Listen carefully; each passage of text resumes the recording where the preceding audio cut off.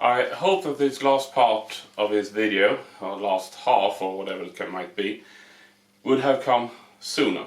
Life come in between. I got the good luck of having my son's girlfriend's father welded this together, and thank you, Jan. So have a nice TIG welder together. The only thing I'm gonna need to do now is to grind out the weld, make it a little bit round and start to polish up this. And I want, my plan is to have it almost like chrome, so mirror polished, and I'm gonna clear coat it. I'm not sure if it's gonna turn up on camera. I bought this stretch metal that I'm gonna place inside, but I'm gonna paint it black because I think it's gonna be a nice contrast to the polish up surface. So I'll get started with the grinding on this one. I thought of maybe before I start to polish that I actually check that it fits. It was a pretty good idea. Since I do not do CAD drawing for this kind of work, and I do not do much CAD drawing, more than manual drawing, this part in the down part of the belt guard, it's rubbing against the compressor tank. And maybe not that I can sort that out, but it's probably going to lead to terrible noise, because at one stage it's going to bump and vibrate and sound terrible. So what I think I'm going to do, let's see if I can get it on camera, is to take off a part here with the jigsaw, and so I have some clearance against the tank. What I'm going to use is this air grinder with 40 grit paper on it, and then I have bought 80, and then I go over to manual work because I couldn't find a disc for this one. So just get started. I marked out where I need to cut off. Unfortunately, my jigsaw is at work because I did some things there. So that has to wait. I have just 3 days of vacation off, so let's take that later on, or driving to work maybe.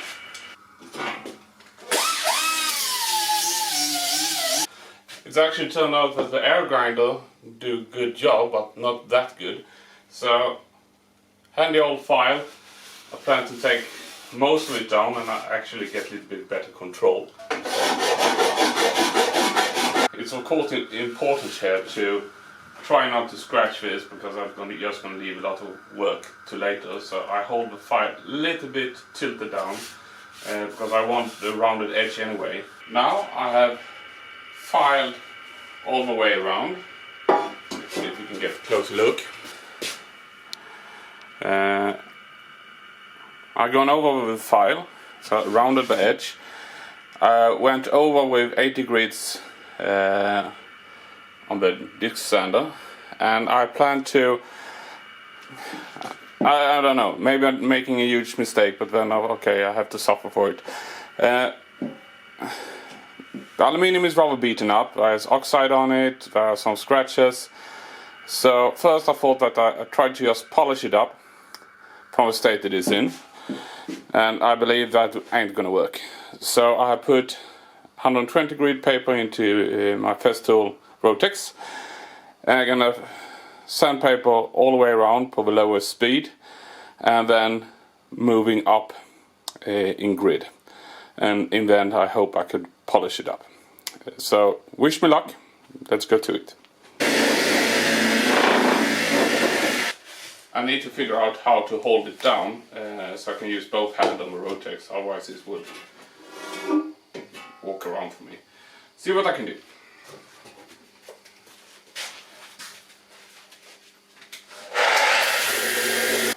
Works decently okay. 120 grid is done. I was a little bit skeptic to go all through sanding it from 120 up, but when you start to sand you find that there are deeper scratches that you need to take care of. So I really admire the people that building cars and make the steel, aluminium right from the beginning and don't need to polish to death. But I'm getting there, so I think I could get a decent belt guard out of this. Will not probably end up something you fit on the car, but decent. So practice at least for when you really need to make something real pretty. And I'm gonna continue. The Rotex has been nice up to now. And let's see, I think I may be going by hand, going each grid up, because there's a lot of power in it and it's sometimes a little bit hard to maintain control. I have some polishing pad, but I'm gonna use it in the end. But let's see, maybe from here I go manual with, just sandpaper. And another thing, next time I'm gonna do something like this, I'm gonna buy sandpaper that actually is for aluminium and metal, not the wooden for woodworking. But you take what you have. I've gone all the way up to 280 grid, and the last one was one of these pads. So I will see if I manage to polish this one up now. It's a lot of work to get to this point, and again, admire the people working with cars and making aluminium cars and just polish aluminium up. That's hat off, I would say. I tried to polish, and I have a polish machine. I thought I had a polish head to my Rotex, but I remember wrong. Well, I have another machine. So I will give it a try and see if I can get a nice shine. Well, learning by doing. Didn't turn out that well. I tried out this polish compound. It's actually for car, the paint of a car. I have served me decently well. This kind of works before, but nah, didn't work. End up with polish compound all over, the tools wall here, and try to use my polishing machine. Couldn't get it low enough in speed. Simply failed. After this failure, I'm gonna go over and do some manual work with this trusty old stuff. It smells really bad, so I cannot really believe how it's actually nowadays in this environment-friendly world we live in, but it's actually allowed to exist. But I will give it a try, otherwise I will stop for the day, think it over, and see if I can come up with something else clever. It didn't turn out as good as I dreamt of. I polish it in the end with polishing thing in the machine, and it's not mirror finished. You could probably, if you end up doing one day of work, and probably need to sand it down, because I don't know if you can see it here. So there is some oxidization that I thought that I could get rid of when I did the sanding, because I sand quite deep, but it's still there and I cannot polish it off. I'm gonna leave it in this stage. I'm gonna polish the sides, but now it's simply time for lunch. Give it some thought if it's possible to get a better shine without spending days on it. It's still a compressor guard. I did this project also a little bit to learn how to work in sheet metal and work in aluminium. TIG welder for aluminium is something that definitely I want to buy. It didn't take much work to get this edge seamless. So that's, you can do really nice fine work. Polish up aluminium, different story. Maybe you should not use this type of aluminium that I have over there that is heavily oxidized. But here you go, learning by doing. A month ago, or something like that, for me, second for you, since it's the same video, I tried to polish up this belt protection for my compressor, and I was not really happy with it. Oxidation still there that I cannot get off. I have had, I don't think I actually threw it away, small polishing wheel that I have used in the pill drill. Not the best, since the bearings in the pill drill can take load in that direction, not in that direction. And I have only polished up small things in the past, and it's never ever been a real problem. But put things to the task this big, I didn't dare doing that. Then I made another mistake, that I took my old small polishing wheel and used a compound that was not on them from the beginning, because they are loaded with some polishing wax. So that failed massively, so I need to throw that out. So what to do?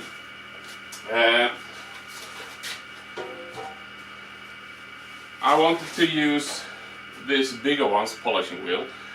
I don't have a good machine. I have a small grinding machine that you normally put this on. These are not big, but are definitely too big for that one, because it's a really small one. And I want to have a machine that can take the load in, that direction when I push up. So a lot of thoughts, and try to figure out what to do. Don't want to buy anything. I have no space. I don't want to waste the money. So I come up with the idea to use my wood lathe. I very, very seldom use it. It's mostly taking up space. The good thing is that you can turn the engine part. This one is an axle in this direction. Can turn it 90 degrees. So what I plan to do is to take this aluminium rod, clock it in and tie it down, and make it shorter, and make a holder for the polishing wheel. And then I can hopefully polishing up the belt cover. I had had some thoughts. It's taken a month. I don't have so much time to be out here. Hopefully, just with some luck, if I make this maybe this long, I can still polishing the complete part, and without getting this one to wobbling. If that's happening, the other plan is then I can make this longer, but making some kind of device with a bearing here going down and hold this in place. Completely different story, and maybe I should then rethink if that's worth doing. So the first thing I'm going to do, drill I think M10 or something in this part, shortening it, and see if I can get this to work. So see you in a bit. There you go. I haven't shortened it. I will try without doing it, because I can use the distance to see if it works. If it doesn't, I need to cut it off. I just threaded M12 into the aluminium axle. Couple of washers, M12 bolt. Let's see, because this is a normal threading, so it might unthread on the load. My plan B is to put some Loctite in. In that case, I'm gonna have a trouble to get it out, and I have bought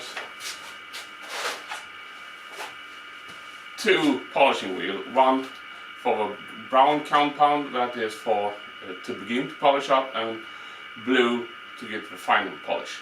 In that case, I'm gonna have a hard time to change polishing wheel. I have 2 of these axles in my good to have box, but I only want to use one. So let's see if it works. So what I'm gonna do now is to clock it in to not get any little wobble as possible, since this is for it's called backa in Swedish. 4-yard shock, I think we call it in English. So I try to clock it in to see it works. So see you after that is done. I started out with woodworking, and the tolerances is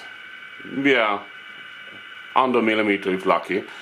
I have gone over to do a lot of mechanical work, as you have seen. I'm not good at it, but watch a lot of YouTube fellows doing its job. So I'm not sure if it's bad or good to know how to do, but if this would be something I'm going to put up in the lathe, I would spend more time to get it correct. But I would say hopefully it's good enough. So let's see if I can polish something, or everything gonna just wobble into small pieces here. So I have already tried a little bit and it works rather good, so I thought that I could show you on YouTube as well. It's a little bit of a brown compound, just loading up the disc again. I have my wood lathe here on maximum speed. Let's see. That is not so fast, it's 2000 RPM, and I think recommendation here is 4500. I cannot get that high up, but it seems to work anyway. So load it up a bit.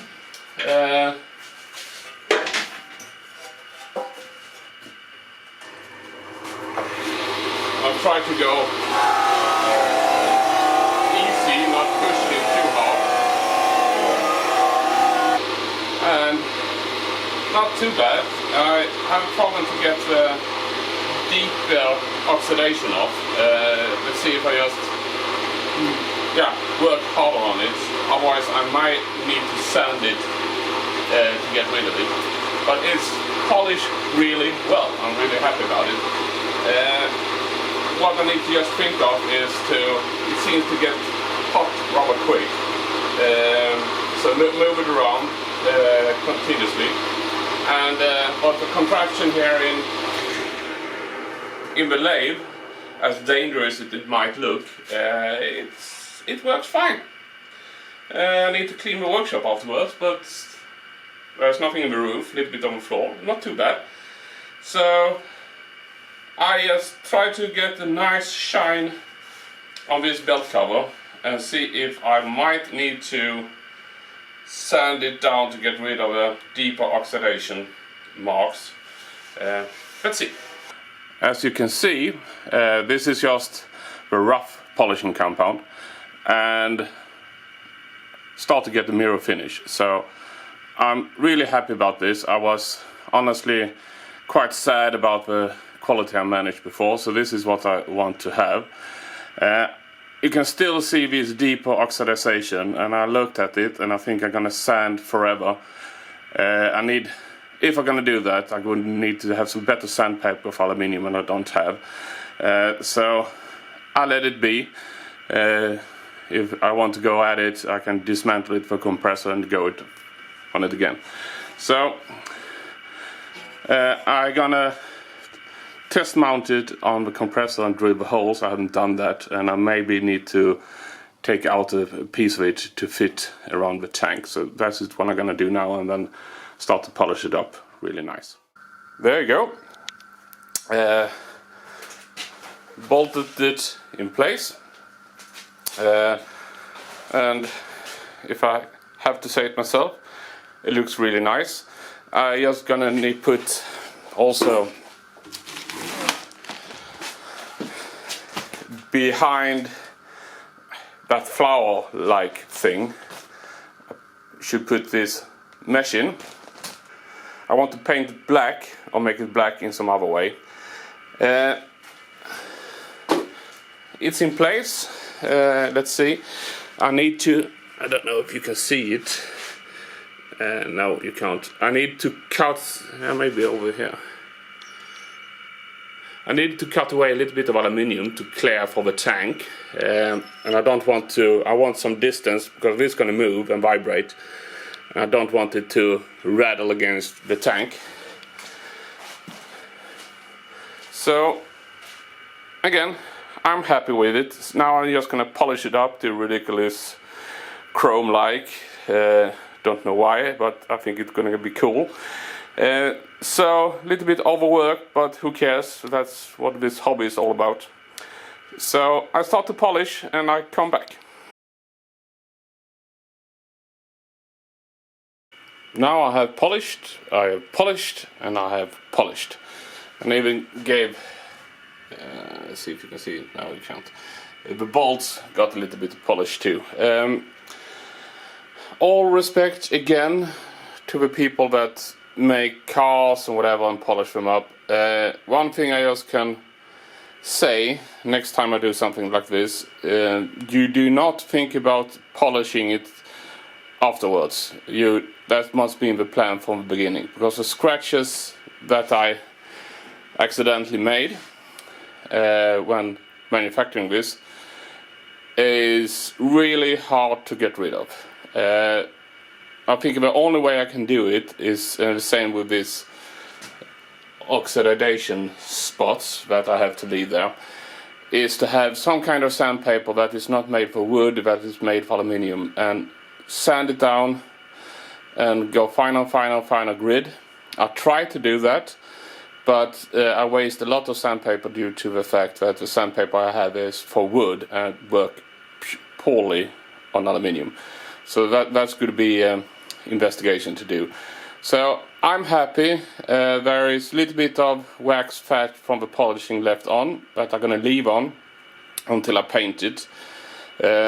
So what I'm going to set up now is a little bit of paint booth to paint this mesh black, and I show you that in the bit. So in general I'm happy. Again, learning by doing. If I should do anything like this again and want to have a real mirror-like finish, I definitely need to be in the plan from the beginning, and maybe not use, as we have over here, old aluminium that have been oxidized, hell and back, so to speak, and not the best way to start with. So, but learning by doing. So here you have it. I'm gonna start painting and then call it a day. So, let's see if you can hear me through this mask. I have degreased it with some alcohol, so it's time to paint it with some care paint. So let's go on to it.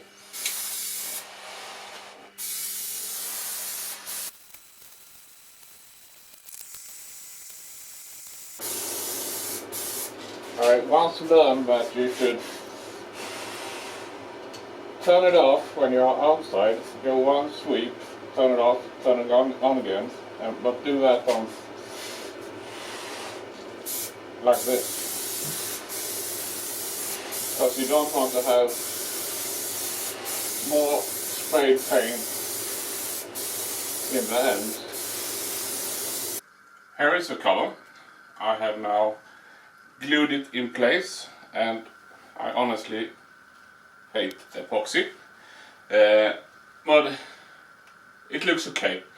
So I'm just gonna mount it on the compressor and finally, hopefully, get everything done, and I can put the compressor out where it should be, in the shed, the small shed I had outside the workshop. So let's go on and mount it in place. Finally, all done.